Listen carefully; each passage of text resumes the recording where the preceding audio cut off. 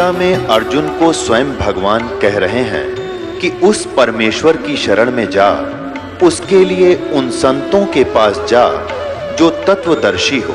इसी प्रकार हजरत मोहम्मद को उनका अल्लाह कह रहा है कि कोई और पूर्ण परमात्मा है, उसको पाने के लिए उन तत्वदर्शी संत की तलाश कर। वो प्रभु कौन है, ये जानने के लिए कृपया अवश्य सुनिए जगत गुरु तत्वदर्शी संत रामपाल जी महाराज के अमृत वचन।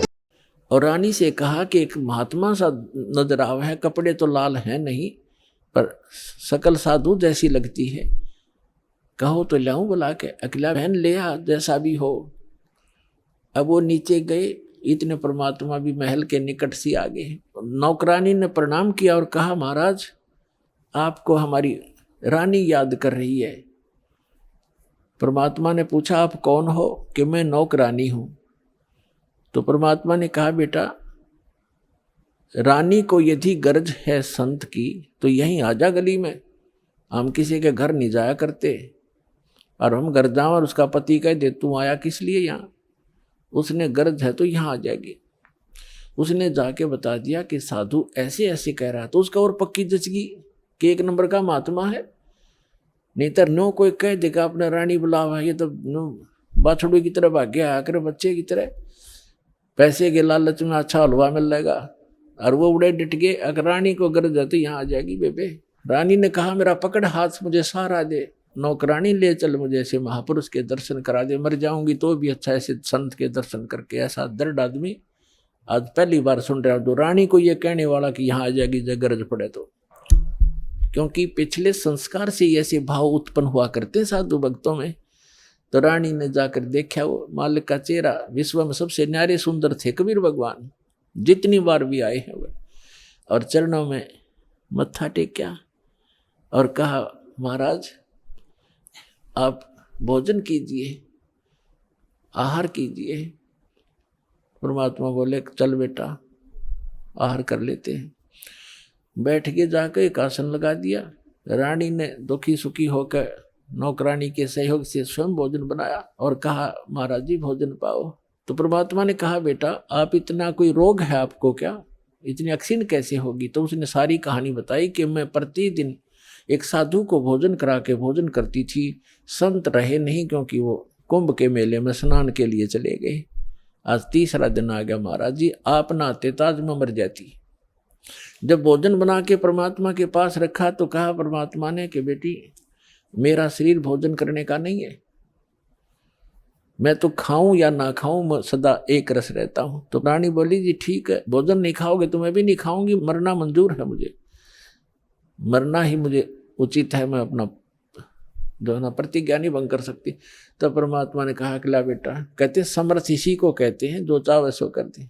मालिक ने भोजन करा, फिर उससे पूछा, बेटा ये जो आपको ये हठ किसने बताया?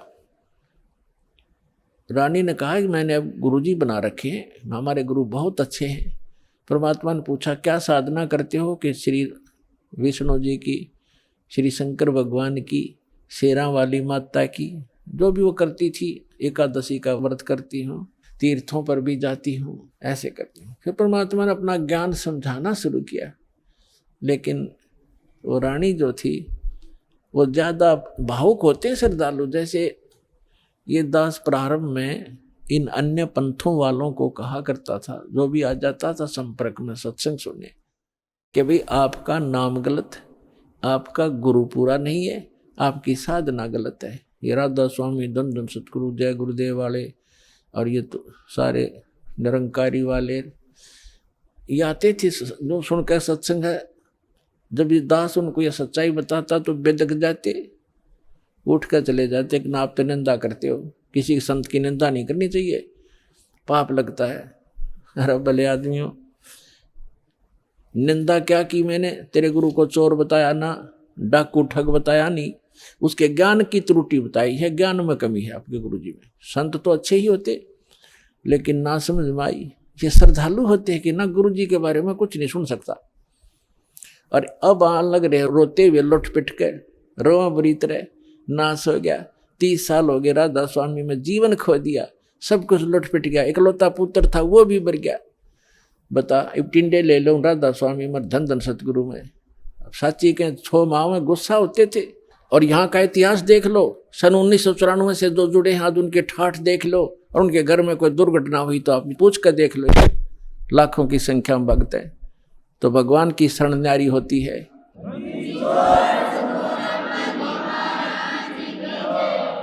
एक भगत से उसके सुख पूछने लग जाना, आपका दिमाग फेल हो जाएगा और उसके मुंह का थूक सूख जाएगा। गुण भगवान के बताने से बंद नहीं होगा आपको, जिसने 5-4 वर्ष से भी नाम ले रखा है।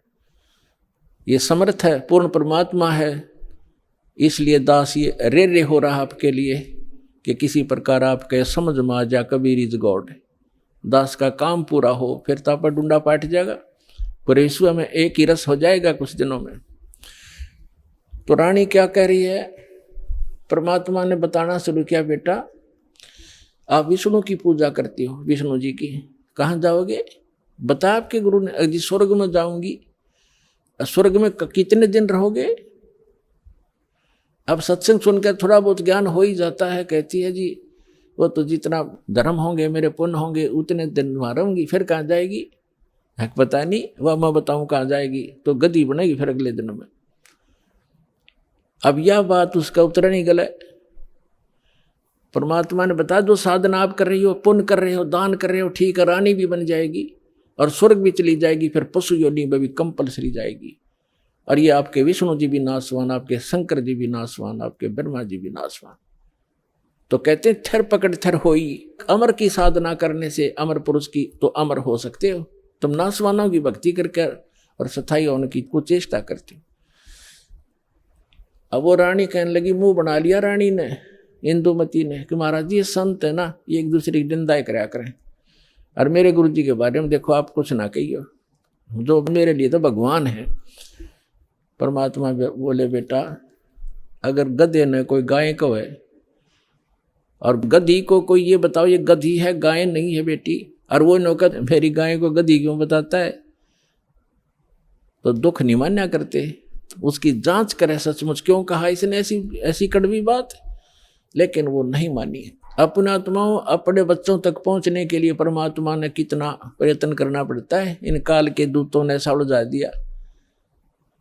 अब परमात्मा ने बहुत कोशिश की कि बेटा मैं तेरे हित की बात कह रहा हूं, मैं तेरे गुरु जी को चोर नहीं कहता, गुंडा डाकू नहीं कहता, उनको ज्ञान नहीं है, वो विष्णु जी को समर्थ शक्ति बताते हैं, विष्णु जी खुद नासवान है, तो आपकी रक्षा कैसे करेगा वो? शिव जी को आप भगवान मानते हो। परमात्मा ने बताया कि जिस समय भस्मागिरी नाम का एक संत भगवान तेरे शंकर जी के सामने ऊपर ने पैर नीचे ने सिर करके 12 वर्ष तपस्या की। आपने पढ़ा होगा पुराण में, कहाँ जी पढ़ रखा है, सुना है, पढ़ा भी है। और जो भस्मकंडा शिव से मांग लिया और भगवान शिव को मारने की चेष्टा करने लगा वो भस्मासुर, तो भगवान शिव जी ने क्या किया, भाग्य थे ना वो, तो वो अविनाशी हैं, जिनको तो अविनाशी मान रही, उनसे तू रक्षा की बाट देखे, सुरक्षा, वो आप सुरक्षित नहीं। अब बात सारी साची, पर गुरु जी के बारे में सुनना कति पसंद नहीं, वो पिछला रंग चढ़ रहा कसूता। तब परमात्मा ने कहा बेटा मान से मत मान। देखो मैं वैसे अपने आप को भगवान कहें तो कोई ना कतिये ना मानने जनता। परमात्मा ने कहा कि जिस भगवान की मैं भक्ति बताता हूँ वो अजरो अमर है, उसकी भक्ति करने से आपकी आयु भी बढ़ जाएगी, जो मंत्र मैं दूंगा, और जो मंत्र आप जाप करते हो इससे आपकी उम्र ना बढ़ सकती ना घट सकती, और हम जो मंत्र देंगे उससे आपकी जितनी आयु आप चाहोगे वो बढ़ जाएगी। तो वो फिर भी ये कहती है जी इस तरह की बातें तो ये संत आपस में खूब जानते हैं, मुझे तो अपना गुरु बिल्कुल मेरे हृदय में समा रहे हैं। तो परमात्मा ने कहा ठीक है बेटा, साच कहूँ जग मानने नहीं और झूठ कही ना जाई हो, और ब्रह्मा विष्णु शिव जी दुखिया जिन ये राह चलाई हो। तो परमात्मा ने कहा कि ठीक है बेटी मैं चला, मान जाए मत मान, मेरा फर्ज था तेरे को सच्ची बात बताने का, और आज से तीसरे दिन तुझे सर्प डसेगा, तीसरे दिन तेरी सर्प के डसने से मृत्यु होगी, ना तेरा गुरु बचा सकेगा, ना तेरा विष्णु, ना तेरा शंकर जी बचा सकेंगे, और ना तेरा भक्ति यो मंत्र बचा सकेगा। और न्यू कह के महाराज जी उठन लगे, चरना पड़ गई। अब मौत दिखे है ना, जब जच्चा खाई बूढ़ी बन गया दे। साधु संत झूठ नहीं बोला करते। चरणों में गिर गई और कहने लगी महाराज सचमुच। परमात्मा बोले तीसरे दिन आगे तेरी शेष आयु नहीं है और 83 लाख योनियों में जाएगी तू। फिर बोली महाराज जी फिर क्या करूं मैं? मैं मंत्र दूंगा बेटा, मंत्र जाप करिए और उस गुरु जी से बात भी मत करिए, जो दुश्मन है तेरा। देश तो ते सारा मर जा पर अपना नंबर ना हो, इतना कोई दिक्कत नहीं। जब अपना नंबर आता दिखा ना, जब की बंद है जीव की, तब सारी मान ली। ठीक जी जैसे आप कहोगे न्यू कर लूंगी। और मन में सोच रही कि देखूंगी तीसरे दिन क्या होगा। दीक्षा ले ली और गुरुजी ने बताया कि बेटा तीसरे दिन काल आवेगा और मेरे रूप में आवेगा। अरे एक ध्यान रखना, जो मैंने आपको मंत्र दिया प्रथम, जब वो निकट आवे तो पहले आप इस मंत्र का जाप करके और फिर प्रणाम करना। इस मंत्र का जाप करना, वैसे तो प्रणाम नहीं करना पहले। देखो उस समय उन्होंने विशेष हिदायत इसलिए दी थी आगे के लिए, फिर परमात्मा ने बताया था वैसे संत आवे पहले दंडवत करे और फिर उनसे कुशल मंगल पूछे। लेकिन उस दिन परमात्मा ने विशेष हिदायत दी थी क्योंकि उसका अभ्यास नहीं था लड़की का। इसलिए कहा कि जब मैं आऊं यानी मेरे रूप में काल आवेगा और तू भावुक होकर के बगैर मंत्र जाप किए चरण मत छूना। पहले मंत्र जाप करना और फिर चरण छूना। अब रानी ने किसी को बताया नहीं, ने सोचा क्या पता सच्ची है कि झूठी है। ठीक अगले दिन के 1 बजे के आसपास परमात्मा के रूप में काल गया, करुणामय के रूप में, और कहा इंद्रमती कहाँ है बेटा? अब इंद्रमती ने देखा गुरुजी आगे, लेकिन वो बात उसके हृदय में गड़ रही थी। गुरुजी ने ये भी बात कही थी तो उन्होंने प्रथम मंत्र सिमरण कर दिया। वो सारा जो कंप्लीट कोर्स यही है वो जो आपको दे रखा। उसके प्रथम मंत्र के प्रथम नाम से ही एकदम उसका स्वरूप बदल गया और ऐसी विकराल चेहरा, लंबे दांत और मोटी मोटी आंख, बेहुद्दी सी विकराल सी शरीर दिखाई दिया। तब उस काल ने देखा कि तेरा तो इसने आवरण उतार दिया। ने बोला अब तब बच गई तू, तेरे पास मंत्र जबरदस्त है, तुझे फिर देखूंगा। अब रानी का जान बची लाखों पाए और गुरु जी के 100 शुक्र मनाए। अपने नौकरों को बताती है काल आया था, आज मेरी मृत्यु होनी थी, मैंने जो गुरुजी बनाए हैं मेरी उम्र बढ़ा दी। अब ना तो राजा को बताई उसके दरबार में जाके। राजा ने बोला तू पड़ी रह, काल आ जाता तने छोड़ जाता। ये तुमने ऐसे कहती रहती हो, कोई कुछ कह दे उसकी बातों में आ जाती हो। तो उसके साची भी तेरी बेचारी के साथ वो राजा की के माने वो आ गई वापस, शुक्र मनाया रख। आगे तो तेरी टल गई मृत्यु, छाटते आके लेट गई। हे भगवान, हे परमात्मा दया करिए, आपने इसे गुरु मिला, ऐसा मंत्र दिया और मेरा जीवन रक्षा होगी। अब वह लेट गई बेड पे कति खुशी बना के। इतने में काल सर्प बन के आ गया। सर्प बन के आया और रानी के डस दिया। डसते उसकी आंख खुली और फिर वो ऐसे ऐसे जाता दिखा। उसने शोर बचाया, भागियो, डस ली, सर्प ने डस ली, सर्प ने डस ली। नौकर नौकरानियां आए, बाजे लठले, वो लंबा महल था राजा का, वो जो जाता दिखा सबने, मोरी में से निकल गया।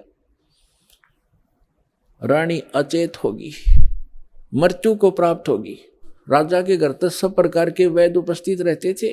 डॉक्टर बुलाए, वैद्य बुलाए, गार्डू बुलाए, सारा कुछ कर लिया और सब ने मृत घोषित कर दी।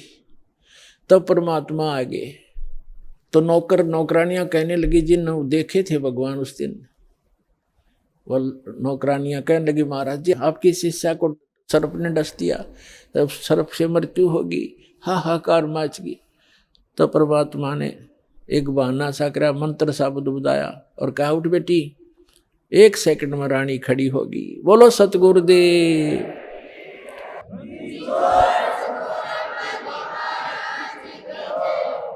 धन धन सतगुरु सत कबीर भगत की पीड़ मिटाने वाले। धन धन सत कबीर भगत की पीड़ मिटाने वाले। भक्त की पीड़ मिटाने वाले, भक्त की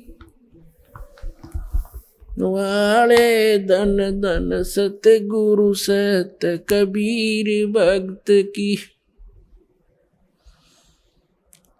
रहे नल नील यतन कर हार, तब सतगुरु से करी पुकार। रहे नल नील यतन कर हार, तब सतगुरु से करी पुकार। जा सतरे खालखी अपार, सिंधु पे सिलात रहने वाली। जा सतरे खालखी अपार, सिंधु पे सिलात रहने वाले। धन धन सतगुरु सत कबीर भक्त की पीड़ मिटाने वाले। भक्त की पीड़ मिटाने वाले, भक्त की। धन धन सतगुरु सत कबीर भक्त की।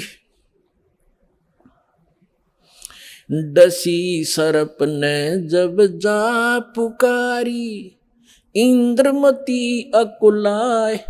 डसी सर्प ने जब जा पुकारी, इंद्रमती अकुलाए।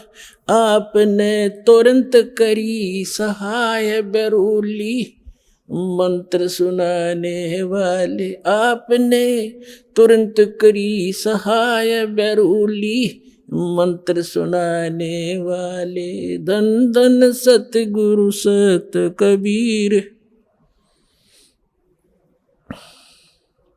भक्त की पीड़ मिटाने वाले। भक्त की पीर मिटाने वाले। धन धन सतगुरु सत कबीर भक्त की।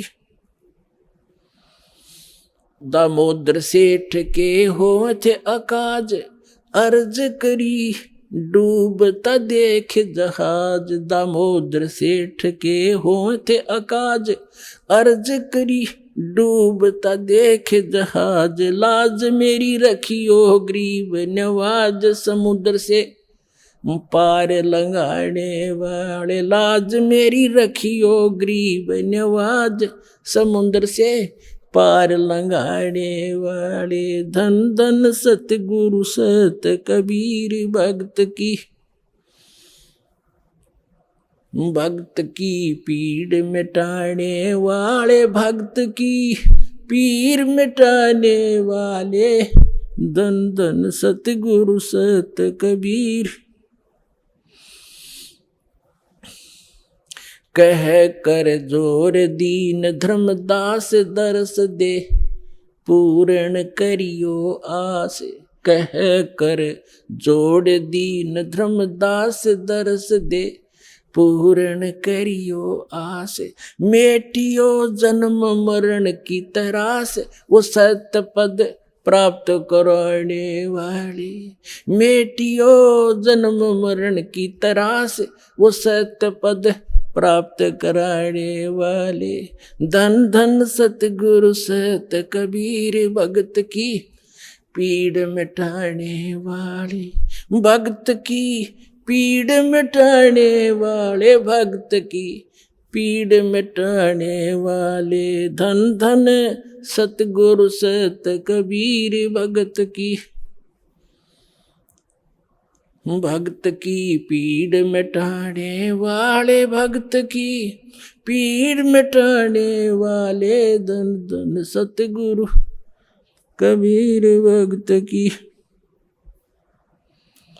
कह कर जोड़ दीन धर्मदास, दरस दे पूर्ण करियो आस। कह कर जोड़ दीन धर्मदास, दरस दे पूर्ण करियो आस, मेटियो हो जन्म मरण की तरास, सत्य पद प्राप्त कराने वाले, धन धन सतगुरु सत कबीर, भगत की पीड़ मिटाने वाले। डसी सर्प ने जब जाए पुकारी, इंद्रमती अकुलाए, आपने तुरंत करी सहाय, बिरहुली मंत्र सुनाने वाले। परमात्मा ने लीला की। रानी ने पूछा महाराज ये कौन सा मंत्र था? परमात्मा ने कहा बेटा बिरहुली मंत्र है। बिरहुली मंत्र क्या? कि राम नाम जप बिरहुली, गुरु की शरण में रह बिरहुली। वो तो एक बहाना बनाया था कि इस बालक को बढ़ा दूं, लेकिन वो तो समझ सकती है मंत्र की क्या आवश्यकता उसको। अब रानी की खुशी का ठिकाना नहीं रहा और राजा का भी दचगी, गारडू भी फेल, वैद्य भी फेल। इतना जरूर मान लिया संत ठीक है, लेकिन राजा की बुद्धि 7वें आसमान पर होती है। पुण्यकर्मी प्राणी होते हुए भी वो दुर्भागी होता है जो भक्ति नहीं करता, और रानी होते हुए या राजा होते हुए जो भक्ति करते हैं, सत साधना करते हैं, चाहे कैसी भी कर रहा है। परमात्मा कहते हैं चाहे कोई भक्ति करे कपट की और उसको भी अपनाऊं, और श्याम दाम दंड भेद सेती, फिर सीधा मार्ग लाऊं। अब देखो परमात्मा काल को आने भी नहीं देता, इसलिए आने दिया रानी का जच्चा ना हो या बात। संत जो साची कह गया, परमात्मा समझ रहे थे कि या फिर छोड़ दे हो गुरु, दूसरा गुरु आते ही उसके भी चरण छुआ और उसकी भी आरती तारो। और पुण्यात्मा गुरु को तजे भजे जो आना, अर्ता पशुआ को फोकट ज्ञाना। परम संत ने छोड़कर फिर वो नकलियां फिर भी आस्था जिसकी है तो वो फोकट ज्ञान श्रद्धा नहीं बनी उसकी। जैसे पति भरता पति से राती, आन पुरुष नहीं भावे, और बस है पीहर में सुरत प्रीतम में, ऐसे ध्यान लगा। क्योंकि पहले तो आपके पास कोई पैमाना ही नहीं था मापन का, जांच करने का कोई ऐसा वस्तु नहीं थी, विकल्प नहीं था। अब दास आपको पहले संत को जांचने के पैमाने देता है कि इसे नाप के देख लियो जिसके पास ये ज्ञान है। जैसे धर्मदास जी भी पहले ऐसे दूसरी साधना करता था। जब परमात्मा ने उसको सच्चा ज्ञान सुना, वो फिर भी बुद्धि भ्रष्ट हो गई थी बीच में, तो फिर परमात्मा मिले नहीं थे। तो उसने सोचा साधु संत के रूप में मिले थे, कोई भी संत मिलता धर्मदास उसके पास जाता और जाते ही कहता महाराज जी ठीक सो, कहाँ आजा बच्चा ठीक है। तो उसने पूछा जी वो क्या प्रश्न करता था कि ब्रह्मा विष्णु महेश के माता पिता कौन है? तो वो कहता था अरे ये तो अजरो अमर है, सर्वेश्वर है, ये कहाँ से बात उठा लिया। तो तभी उठकर चल पड़ता था कि ना ये संत नहीं है। तो उसके पास एक पैमाना था उनको जांचने का। और जब उसने परमात्मा मिले दोबारा, फिर वो तो पूरा काम उनका होना ही था। तो पहले तो आपके पास कोई ऐसा था नहीं मेजरमेंट टेप जिससे आप उसको नाप सकते थे, तोल सकते थे, जांच सकते थे। और जब पूर्ण संत मिल जाए फिर भी वो नहीं वास्ता है, वो तो जीवन नाशक है आपके। हाँ, उनको समझाने की चेष्टा करो गुरुजी। पहले जो गुरुजी थे कि भक्त महाराज जी आदर से बोलो, आप गलत दिशा पर जा रहे हो, इन प्रश्नों का उत्तर या तो आप दो, नहीं ताजा मेरे साथ अपना नाम लो, कल्याण कराओ। इतना यारी है उनके साथ, उससे आगे दोस्ती मत रखना। परमात्मा इस काल को नहीं आने देते किसी रूप में, उस घर में झांक भी नहीं सकता काल। तो दाता ने इसलिए छोड़ा था कि अपना कर लेगा काम। इस बेटी का भी यकीन हो जाएगा, नया जीवन फिर नाश कर देगी, बीच में डोब देगी सारी कहानी ने। तो उसके बाद ऐसा दृढ़ विश्वास हुआ उस लड़की के, और परमात्मा बिना कुछ भी दिखाई नहीं दे। ना वो राजा मना करे फिर, इसका तो जीवन दान मिल गया मेरी रानी का इस संत से। परमात्मा आते जाते रहे घर पे, ज्ञान सुनाते, भोजन करके उसको उद्धार करते, उसका धर्म बनवाते। तो एक दिन रानी ने कहा कि महाराज मेरे पति को भी समझा दो। अच्छा बेटा बुला ले उसको। राजा बुला लिया। परमात्मा लागे समझाने के भाई परमात्मा की भक्ति करनी चाहिए, और ये राजपाट सदा नहीं रहता, एक दिन मृत्यु भी होएगी, परमात्मा की भक्ति करते रहना। तो राजा क्या कहता है, महाराज जी देखो मैंने तो पार्टी अटेंड करनी पड़ती है, क्यों घुटी छुट्टी लानी पड़ती है, और मेरे पास समय नहीं है, लेकिन मैं आपकी चेली ने मना नहीं करता कितना या दान करो और कितना सत्संग करवा लो, मेरे बस की बात नहीं है भक्ति भक्ति करना। परमात्मा ने समझा, देखो राज भी करो भक्ति भी करो। भक्ति में क्या लगता है? आप पार्टियों में जाते हो, शराब मत पियो। वैसे तो साधु संत हो जाएंगे, पार्टी सुहावें को नहीं आपने, फिर भी किसी कारणवश जाना पड़ जाता है तो वहाँ काजू खाओ, किशमिश खा लो, वही बादाम खा लो और सेब संतरे खा लो। ये शराब डंगा क्यों पियो? तो बहुत समझा। अग्नि महाराज जी मेरे बस की बात नहीं, फिर देखूंगा। कुछ दिन के बाद परमात्मा ने फिर प्रार्थना करी, बार बार रह कर समझाया, मान्या नहीं। लास्ट में ये कह दिया कि महाराज जी देख मुझे ना कहा करो आप, और आपकी चेली ने मैं मना नहीं करता, तो सारे खजाने लुटा दे और मैं कति बाधक नहीं बनता इसके बीच, मेरे बस की बात नहीं। तो परमात्मा कहते कबीर पिछले पाप से हरि चर्चा ना सुहावे, और कह ऊँगे कह उठ चले ना और बात चलावे। तुलसी पिछले पाप ते हरि चर्चा ना भावे, जैसे जबर के बेग ते भाई भूख पैदा हो जा। तो जिसके पाप गणे बढ़ जाते हैं उन्हें राम नाम की मनुखा दाख भी कड़वी लगती है। जैसे जबरग्रस्त रोगी को मनुखा दाख सेब संतरे रोटी भी कड़वी लगती है, वो मीठी वस्तु भी उसको कड़वी महसूस होती है। बुखार ने उसके शरीर की व्यवस्था इतनी बिगाड़ दी। इसी प्रकार पाप कर्मों से ग्रस्त प्राणी इस परमात्मा की मनुखा दाख सेब को खा नहीं सकता। उसके लिए तरीका है, जैसे कुनीन होती है मलेरिया का नाश करने के लिए, और कुनीन भी कड़वी, बुखार को सेट करने के लिए जिससे कड़वी वस्तु लग, उसके लिए कड़वा ही खाना पड़ेगा, न चाहते हुए फांकी मारनी पड़ेगी, और उस कड़वी दवाई खाने से रोग नाश हो जाएगा, फिर वो मीठी लगने लग जाएंगी। इसी प्रकार ये सत साधना भगवान की कथा ना चाहते हुए सुनते रहना चाहिए, फिर वो रोग नाश हो जाएगा। कुछ पाप ऐसे होते हैं जो परमात्मा के सच्ची ज्ञान के सच्चे वचन से, परम संत के वचन से, मुख से बोले हुए वचन से वो शीघ्र नाश हो जाते हैं, और फिर वो भूख जागृत हो जाती है भगवान की कथा की। ऐसे बहुत से व्यक्ति हैं शुरू शुरू में वो सुनते भी नहीं थे, अब आज 500 किलोमीटर से चलकर और 10वें दिन यहाँ आ जाते। अब उनका पाप कर्म का बुखार उतर गया। अब परमात्मा ने कहा था कि बेटी आज तू 40 वर्ष की थी जब तेरी डेथ होनी थी।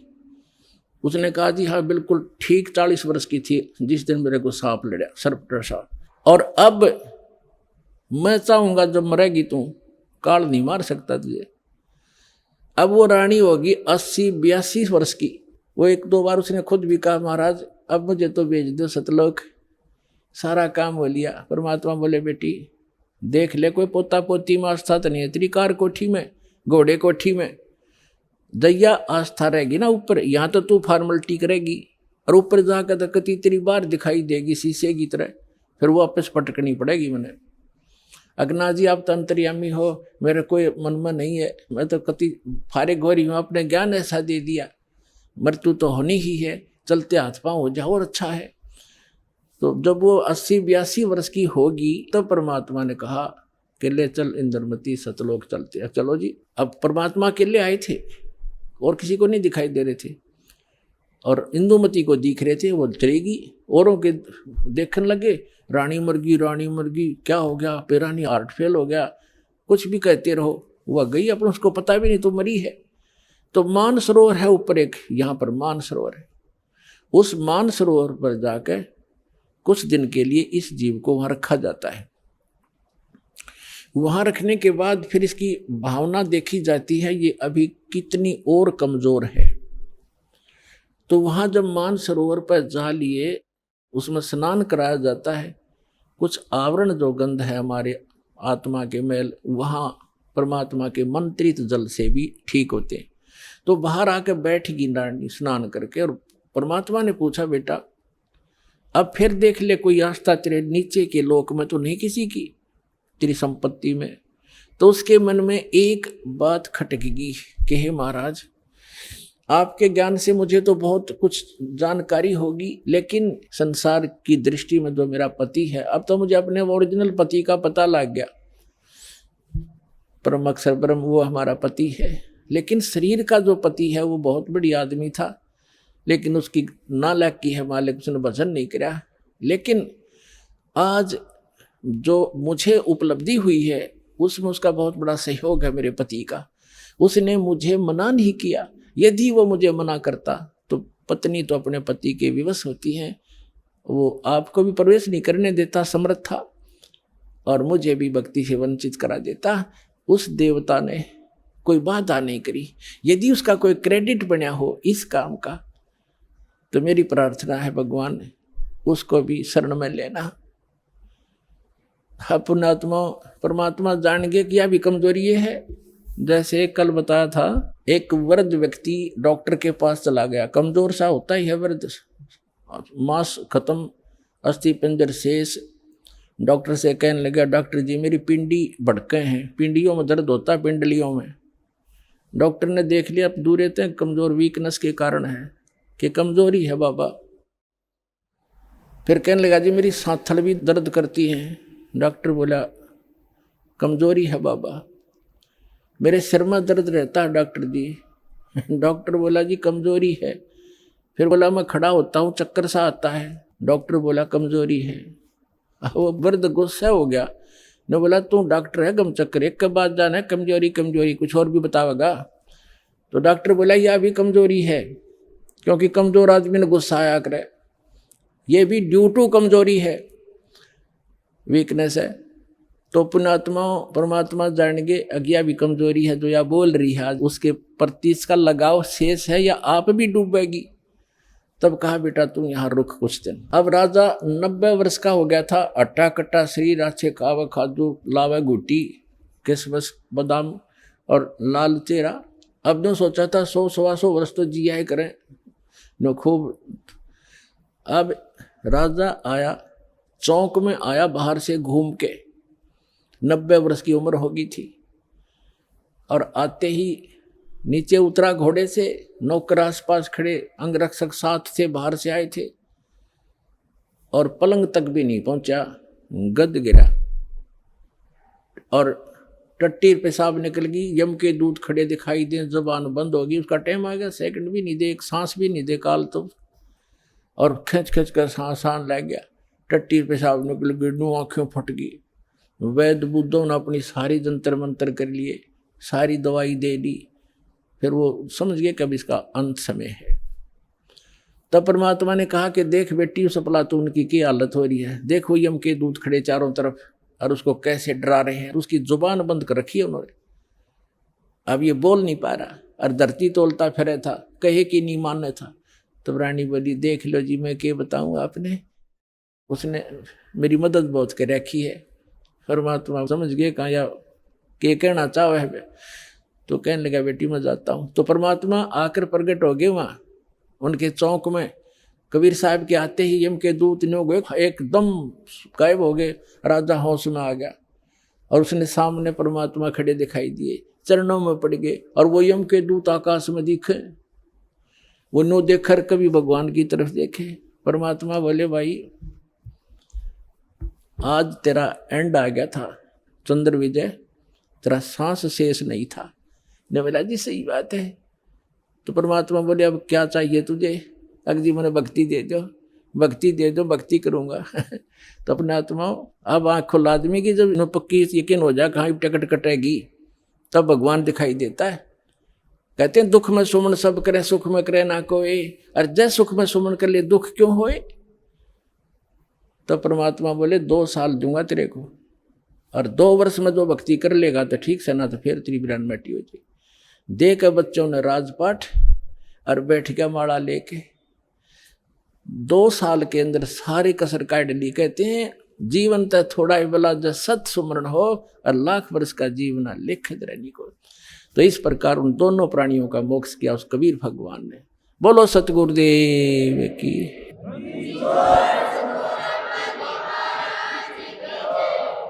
तो कबीर साहब कहते हैं, भक्ति बीज होवे जो हंसा, और तारों तास के 71 वंशा। आपकी 101 पीढ़ी पार करेगा भगवान, ये सत्कर मान लियो, लगे रहना आखिरी सांस तक। बोलो सतगुरुदेव।